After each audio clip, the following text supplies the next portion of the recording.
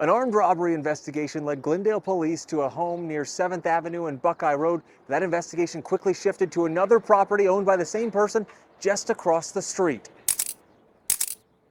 They quickly see that there's a bunch of roosters, a bunch of birds in the house that are obviously bred and prepared, trained for cockfighting. Investigators taking pictures of cages, a championship trophy, and medications they say were injected in the birds to make them more aggressive. You know, there's blades, also known as gaffs. There's little, what I like to call boxing gloves. Those are called muffs that are put on the natural spurs of the roosters. A real cock-a-doodle doozy for investigators. I'm coming up on 9 years, and since I've been here, I haven't really seen too many of these cases. Half a dozen birds found dead, 65 more found alive, but in rough shape. They had scars and different types of tears on their tissue. Some of them even had staples. But not by medical staples, and they weren't taken to a vet to make that happen, or they weren't treated at all, and the whole inside was necrotic. The Arizona Humane Society euthanized the remaining birds, noting the birds trained to fight can't be rehoused. Literally, when you open their enclosure,